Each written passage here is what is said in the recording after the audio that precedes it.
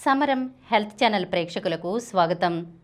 ఈరోజు మనం కిడ్నీలు పదిలం అనే అంశం గురించి తెలుసుకుందాం. మన దేశంలో సుమారు 14 కోట్ల మందికి పైగా దీర్ఘకాల కిడ్నీ జబ్బుతో బాధపడుతున్నారని అంచనా. దీని మూలంగా ఏటా దాదాపు 15 లక్షల మంది మరణిస్తున్నారు. కిడ్నీ దెబ్బతింటున్నా తొలి దశలో ఎలాంటి లక్షణాలు లేకపోవటం, చాలామందిలో జబ్బు ముదిరాకే బయటపడుతుండడం ఇందుకు దారితీస్తోంది. అందువల్ల కిడ్నీల ఆరోగ్యం మీద ఓ కన్నేసి ఉంచటం, ముఖ్య కారకాలను గుర్తించి జాగ్రత్త తీసుకోవటం చాలా ముఖ్యం. కిడ్నీలు మన శరీరంలో ఫిల్టర్ల మాదిరిగా పనిచేస్తాయి.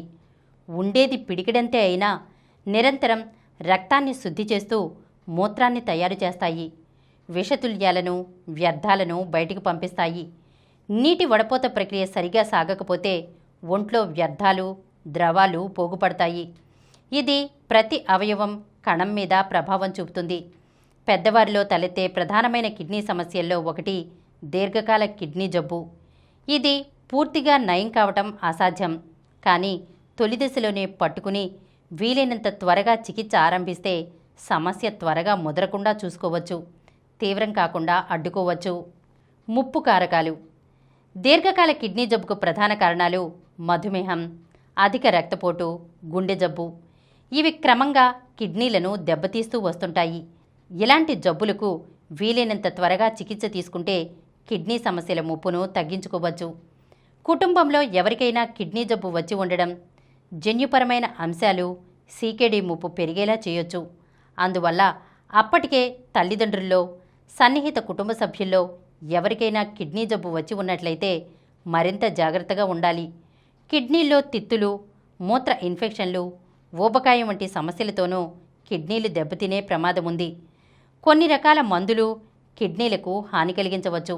ఉదాహరణకు ఐబుప్రోఫెన్ వంటి ఎన్ఎస్ఏఐడి రకం నొప్పి మందులు. వీటిని దీర్ఘకాలం వేసుకునే వారికి కిడ్నీలు దెబ్బతినే ప్రమాదం పొంచి ఉంటుంది.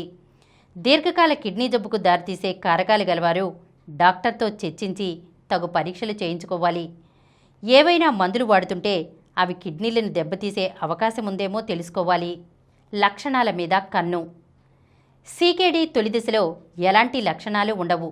అంతా బాగున్నట్లే అనిపిస్తుంది.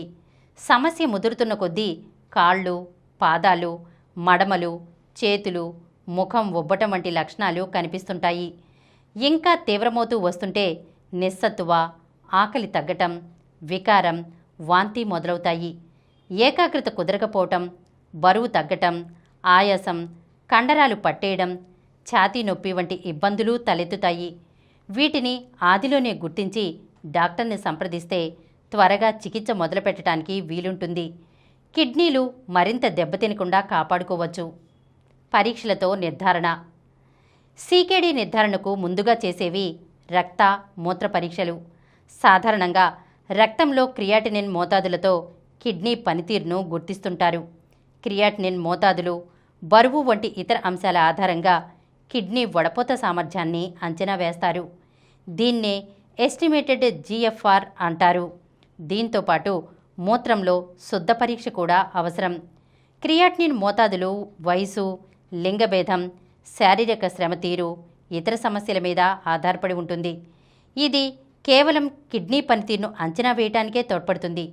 అందుకే ఇప్పుడు కొన్ని చోట్ల రక్తంలో సిస్టాటిన్ సి మోతాదులను పరీక్షిస్తున్నారు. దీని మోతాదులు వ్యక్తులను బట్టి పెద్దగా మారవు. క్రియాటినిన్, సిస్టాటిన్ సి రెండింటి మోతాదులను కలిపి చూస్తే కిడ్నీ జబ్బును ఖచ్చితంగా గుర్తించవచ్చని పరిశోధనలు చెబుతున్నాయి. త్వరగా జబ్బును గుర్తించడానికి, పొరపాటు పడటాన్ని తగ్గించడానికి ఇది తోడ్పడుతుంది. కిడ్నీ జబ్బు గలవారికి జీవనశైలిని మార్చుకోవటము మేలు చేస్తుంది. వీటిల్లో ప్రధానమైంది ఆహారంలో మార్పులు చేసుకోవటం. ప్రోటీన్ తక్కువగా తీసుకోవాలి. శాకాహార ప్రోటీన్ కన్నా మాంసాహార ప్రోటీన్ వల్ల కిడ్నీలు దెబ్బతినే అవకాశం ఎక్కువ. పిండి పదార్థాలు తగినంతగా తీసుకోవాలి. ఉప్పు తగ్గించుకోవటం ముఖ్యం. అలాగే పొటాషియం, ఫాస్ఫరస్ ఎక్కువగా ఉండే పదార్థాలు, పానీయాలకు దూరంగా ఉండాలి. మరింత ఎక్కువగా వ్యాయామం చేయటం, ఒత్తిడి తగ్గించుకోవటం, మద్యం, పొగ తాగటం మానేయటం వంటివి అవసరమే. చికిత్సల భరోసా. కిడ్నీ జబ్బు నిర్ధారణ అయితే ఎవరికైనా భయం, ఆందోళన కలుగుతుంది. కానీ దీనికి ఇప్పుడు మంచి మందులు, చికిత్సలు అందుబాటులో ఉన్నాయి.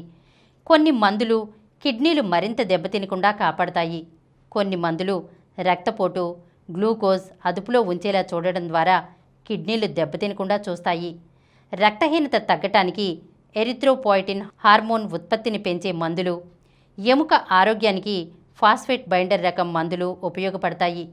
కిడ్నీలు విఫలమైతే డయాలసిస్, కిడ్నీ మార్పిడి చికిత్సలు అవసరమవుతాయి. ఈరోజు మనం కిడ్నీలు పదిలం అనే అంశం గురించి తెలుసుకున్నాం కదా. మరొక అంశంతో మళ్ళీ కలుద్దాం.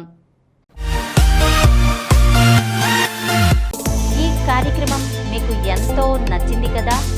ఇటువంటి మరిన్ని వీడియోల కోసం అనతి కాలంలోనే 21 కోట్ల వ్యూస్ సాధించిన సమరం ఛానల్ సమర్పించు సమరం హెల్త్ ఛానల్కు సబ్స్క్రైబ్ చేయండి, లైక్ చేయండి, మీ ఫ్రెండ్స్కి షేర్ చేయండి. అలాగే ప్రక్కనున్న గంట సింబల్ని ప్రెస్ చేయడం మర్చిపోకండి.